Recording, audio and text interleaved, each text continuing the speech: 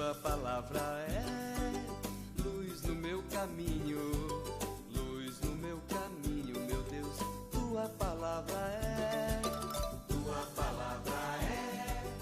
luz no meu caminho. Caríssimos irmãos e irmãs, que bom nos encontrarmos neste domingo, 32º domingo do tempo comum. A temática que a liturgia da palavra hoje nos apresenta é a temática da vigilância. Essa vigilância que parte da nossa sabedoria em saber cultivar o amor dentro de nós e ainda em saber esperar a vinda gloriosa do Filho de Deus, Jesus Cristo. Começamos assim com a leitura primeira do livro da sabedoria, no capítulo 6, versículo de 12 ao 16, onde nos fala da sabedoria enquanto uma jovem bela diante do Rei, diante de Deus. Essa sabedoria bonita e bela, segundo a visão hebraica, a visão do povo, especialmente dos fariseus, que via assim a sabedoria.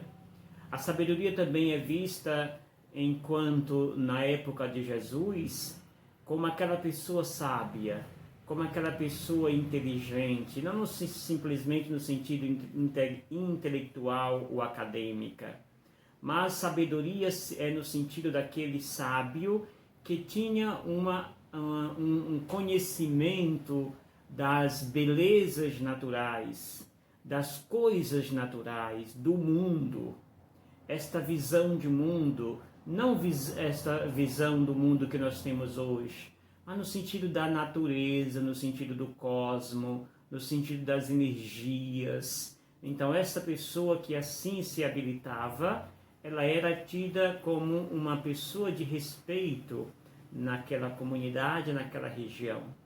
Como temos o exemplo do grande rei Salomão no Antigo Testamento. Então, ser sábio é estar integrado com a natureza, integrado com o cosmo. Isto era ser sábio. E, portanto, esta pessoa que assim se manifestava, ela tinha o respeito de toda a comunidade. É esta sabedoria que trata, portanto, o texto que nós meditamos hoje. E fala dessa sabedoria como aquela que se deixa ser encontrada, como aquela que se deixa ser também a contemplada. A sabedoria é aquela que medita sobre ela. Ela é a perfeição da prudência.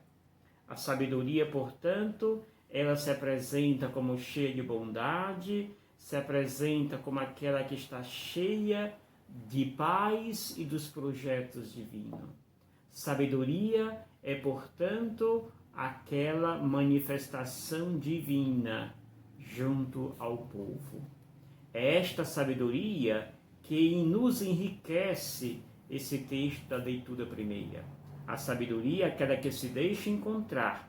A sabedoria é aquela que manifesta a sua beleza. A sabedoria é aquela que se deixa ser tocada, é aquela que se deixa ser apreendida. É esta sabedoria que cada um de nós é chamado a encontrá-la e cultivá-la dentro do nosso interior, do nosso coração. O evangelho que nós meditamos, o evangelho de Mateus, capítulo 25, de 1 a 13, nos mostra esta parábola das virgens prudentes e imprudentes, ou previdentes e imprevidentes. E aqui nos chama a atenção justamente para esta necessidade de vivermos esta vigilância constante. Aqui não cabe explicarmos os detalhes da parábola, que se formos olharmos, na verdade, os detalhes desta, perceberemos as suas contradições, que não dá nem sentido aquilo que o texto vem dizer. Mas o interessante é que o que nós me proponho a meditar é justamente o sentido que Mateus quer nos colocar.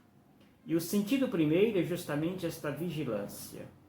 Ou seja, é preciso estarmos atentos sempre para esta vinda do Senhor. No tempo de Mateus, existia esta ideia de que Jesus estava prestes a voltar.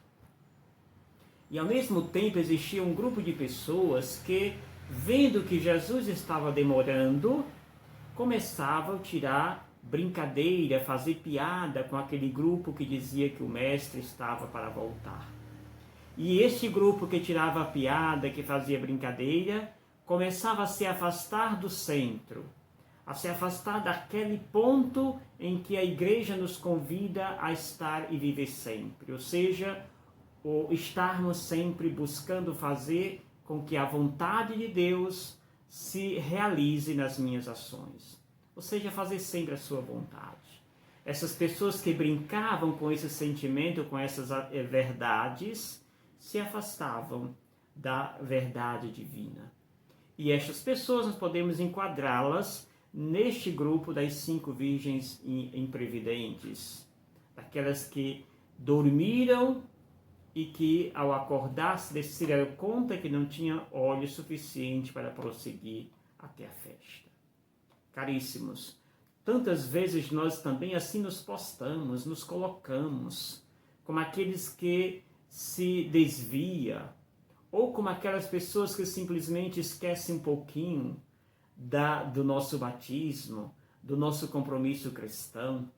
E aí vamos então, nos envolvemos tanto com as realidades secundárias que esquecemos do principal. E aí quando chega o mestre, nós então estamos sem óleo para segui-lo. As jovens previdentes são aquelas que representam justamente aquelas pessoas que levavam a sério o comunicado, as verdades de que o Filho de Deus estava para voltar. E por isso mantiveram a sua fidelidade. E por isso mantiveram sempre o seu jeito e o seu zelo pelas coisas de Deus. E não levaram como brincadeira as verdades da fé. Mas pelo contrário, fizeram dessas verdades o percurso, os objetivos da caminhada de cada um. E por esse motivo, quando chegou o mestre, eles estavam com lamparinas acesas e tinham óleo de reserva para segui-lo. Eis aqui o convite que nos faz o evangelista. É preciso mantermos viva a chama de Deus que há dentro de nós.